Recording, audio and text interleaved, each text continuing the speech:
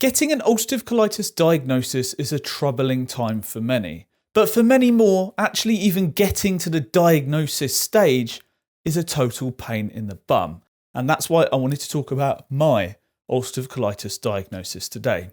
My name's Jacob and I've been living with ulcerative colitis for over 10 years. And I wanted to take a little look back at where it all started. I'm going to be looking at how did it start?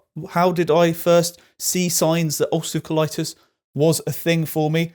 What was my diagnosis process like? And what was the treatment like? What was the initial medicines I was put on? Excuse me, there's something in my mouth. Right, so how did it start? Well, as with all forms of change, it started off slowly and then happened all at once.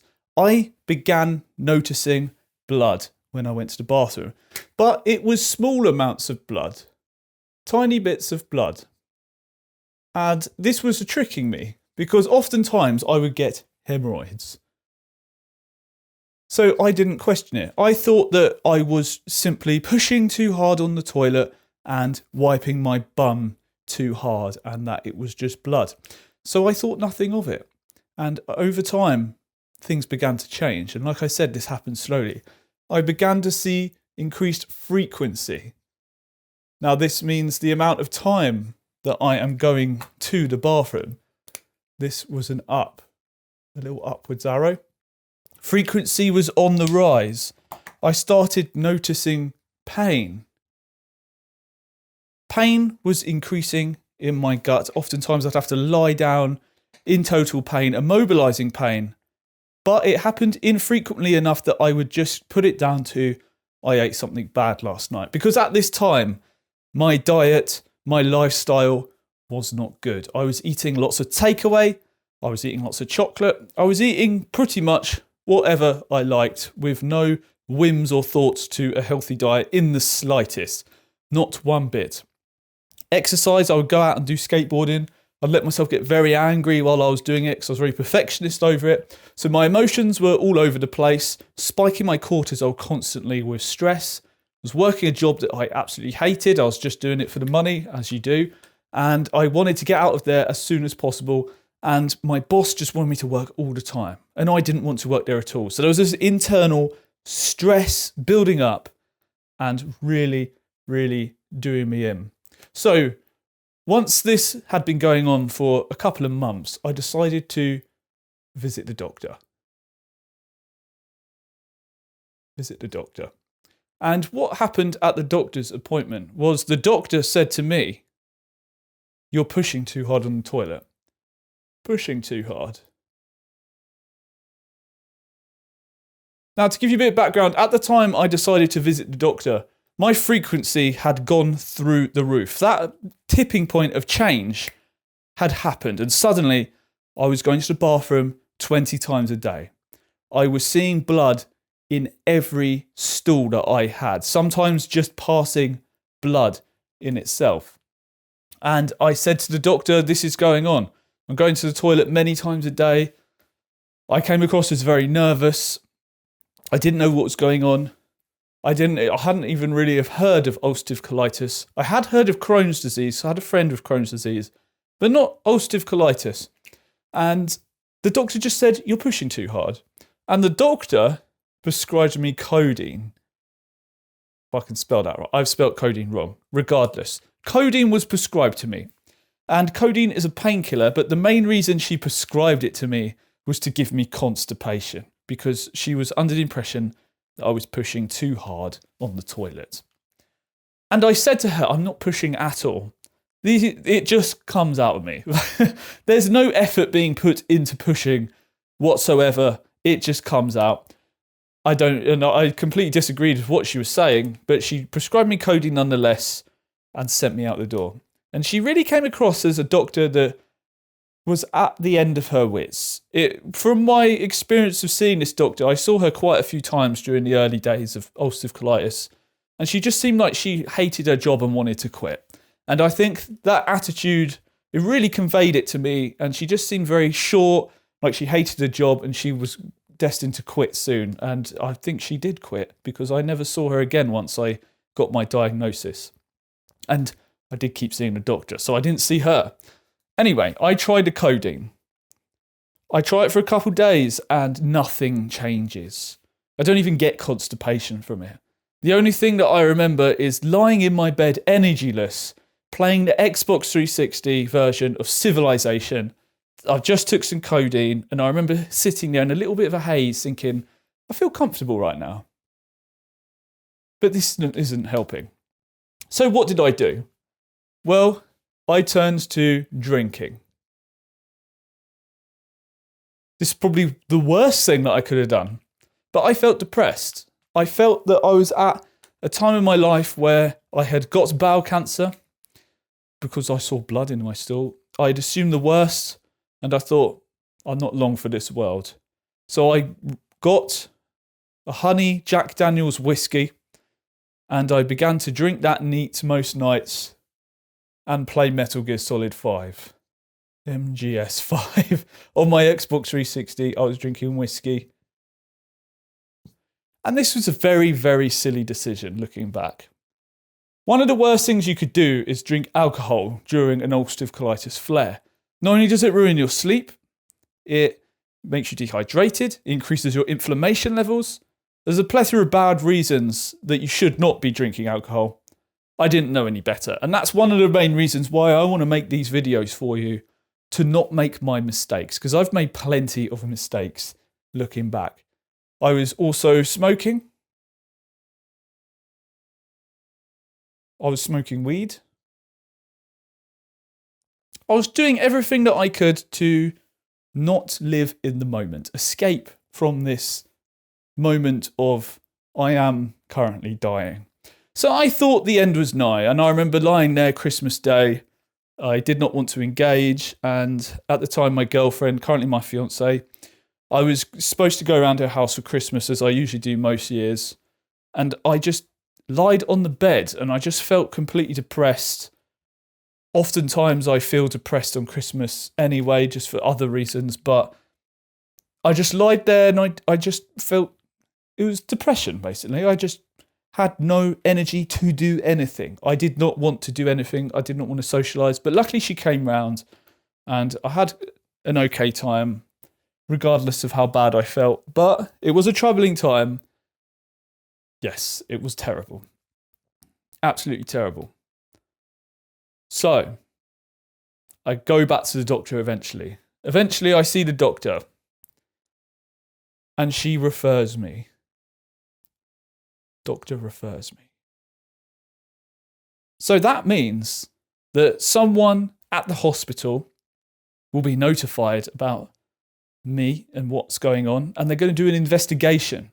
So I was referred to the gastrointestinal part of the hospital, and what was due to happen was a camera was to be shoved up my bum.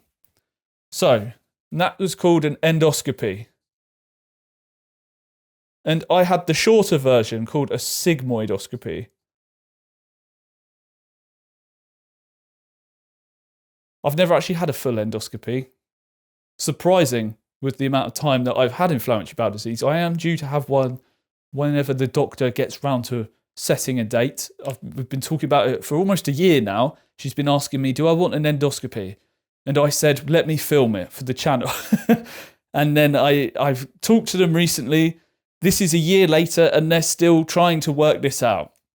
So I'm still waiting to have my endoscopy and I want to take you along for the ride. But anyway, I had a sigmoidoscopy. So my bowel, or your bowel as well, there is a bend. The first bend is known as the sigmoid bend. That's why it's called a sigmoidoscopy, because we look up to that first bend, we have a look down here, the bowel runs down here, and we look and we think, is there inflammation down there? Yes, there was. So I go to the hospital. But before that, I was given an enema to take. So oftentimes when you're given an endoscopy, you would drink this special drink that has laxatives in it, effectively. And the water's just there to try and keep you hydrated. But essentially you drink some laxatives and you empty yourself out. What I was given, because I was having a sigmoidoscopy, I was told just don't eat the night before and take this enema to clear yourself out in the morning. And the enema, it's just a funny experience. Trying to put something up your bum when you've never done it before, it's a kind of comical. You have to sit there and laugh about it. So basically, use this enema, clear yourself out, hold it in for as long as you can, then let whatever comes out, comes out. And the thing is, every time I've ever used this, I've had quite a few sigmoidoscopies in my time, it feels like I still need to go to the toilet. It feels like there's something in there after I've flushed it out. And every time I end up going to have the sigmoidoscopy, there's nothing there. It's just this feeling. It's like my body wants something to be there so it can push it out. But luckily, it was completely empty. And I even asked, I think most times I've actually asked, I feel like I need the toilet. And they're like, well, we'll see. We'll see. If there's anything obstructing us, we'll just have to do it again in the future. And there was nothing there, to my surprise. So anyway, but bearing in mind, this was months. From visiting the doctor to this was absolutely months. I'd say 3 to 5 months in total, from the first visit to the doctor to actually going to get my sigmoidoscopy. 3 to 5 months. And even longer from when I actually first noticed symptoms. I don't even know how long that was. In total, it might have been a very long time. I actually can't remember because it was more than 10 years ago now. I genuinely can't remember. But it was a long time just from visiting the doctor to actually finding out what is going on, or about to have the process of finding out what was going on. So I get my sigmoidoscopy, and if you've never had one before, it is a weird experience. You get a bunch of lube slapped onto your bum, and then they ram the camera up there. It's not a very thick camera, maybe the size of a finger. Goes in. Feels a bit horrible at first. They're having a look. They'll take biopsies, which feel very strange. A little claw comes out the camera. It don't really hurt. They take a biopsy, but the bit that feels strange is that when they sort of vacuum the biopsy sample out of you, you get this, I call it this, like your whole bowel goes, like gets sucked down, and that the biopsy's now been collected. That's how I describe it, And it's a very uncomfortable experience, because you're flaring. I've never actually had a sigmoidoscopy with medications. I always go in raw. I don't know why. That's just what I choose to do. I've always been very anti-medication. So taking a random medication to try and nullify the experience, I haven't had it. Even though I'm on a plethora of medications for my IBD now, I decided not to. So they take some biopsies, and then pretty much immediately after this whole process has happened, I had a consultation with the IBD nurse. And the nurse says, listen, you've got ulcerative colitis, okay? It's a lifelong condition, and it's highly treatable. Those are the words I was given.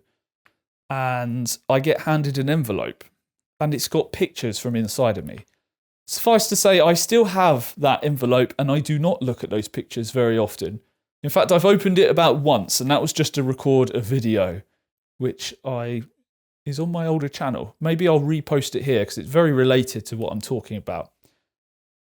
Anyway, I get finally told that I have inflammatory bowel disease and it's very treatable. So, what happens now? Well, they give me some medications. At the time, in fact, I've got a box of it right here. They give me Pentasa.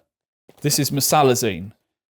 This was very common, probably still is very common, prescribed, very easy to take. It's just some granules, put it on the back of your tongue, bish bash bosh, done. 4 grams of mesalazine. And that was all I was given at the time. It's just, here's some meds and off you go. So then what? Well, I took the mesalazine, and flares came and went once to twice per year for quite a few years after that. So how was the diagnosis process? Well, overall, it was slow, turbulent, to say the least, and it could have been quicker. Now, this is why I really want to educate people, especially if you're here and you have not got a diagnosis. look for the signs and go to the doctor as soon as possible.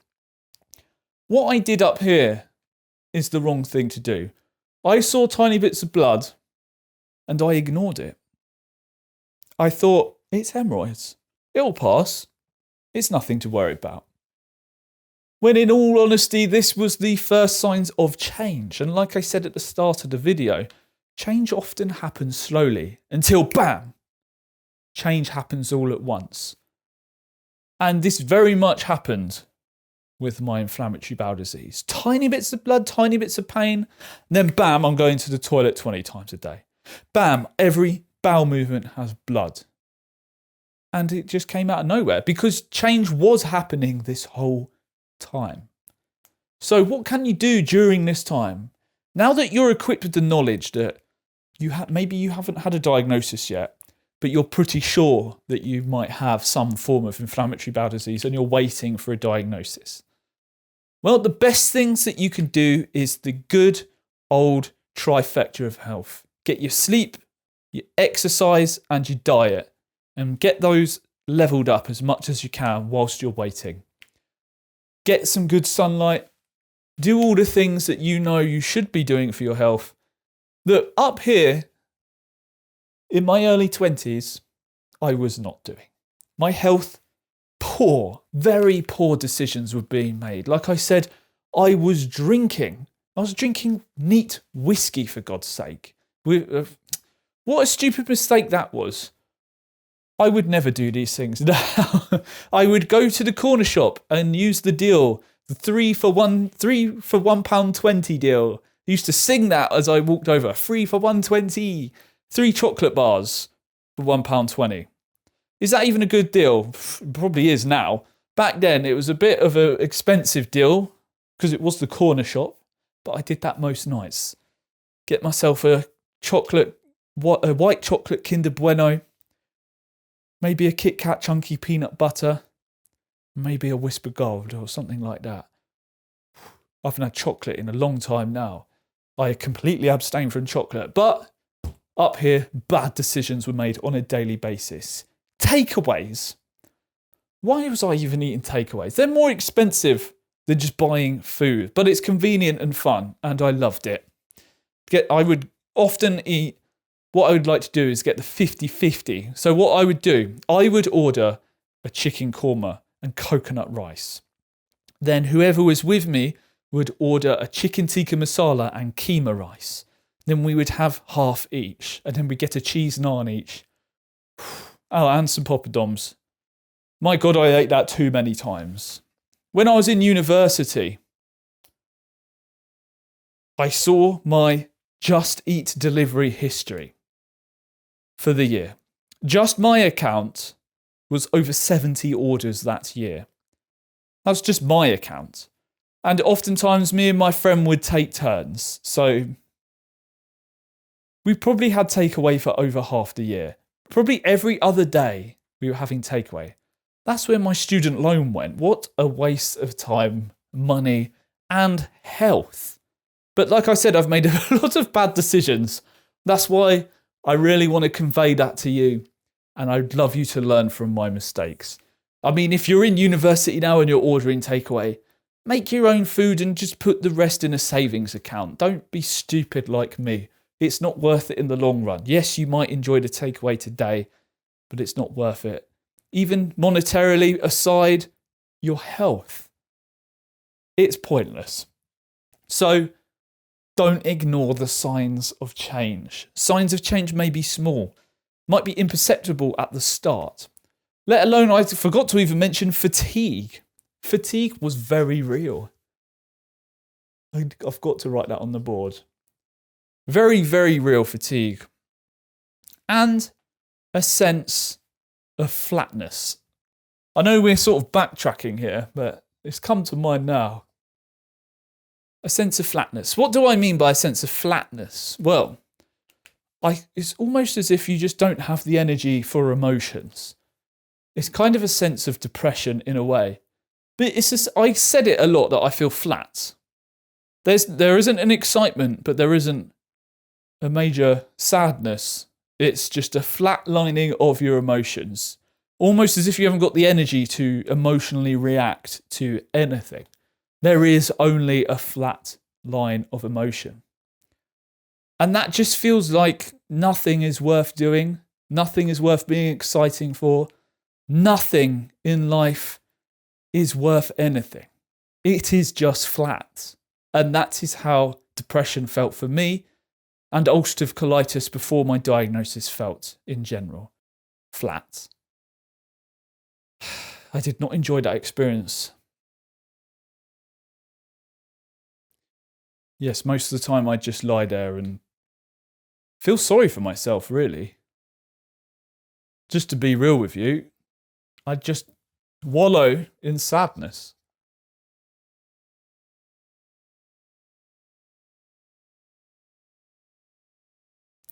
So that's another reason why it took me so long to get diagnosed. You just get this sense of apathy.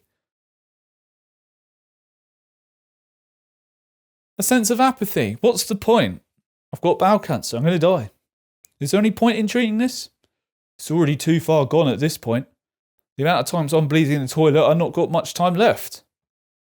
So why should I go see the doctor? Why should I get it treated? I'm just going to die. I feel flat anyway. But no, it is worth doing. 100% it's worth doing. And that's just how I felt in the moment. So anyway, I hope that that has helped some of you with your ulcerative colitis journey, because there was not this sort of resource when I was going through this journey myself.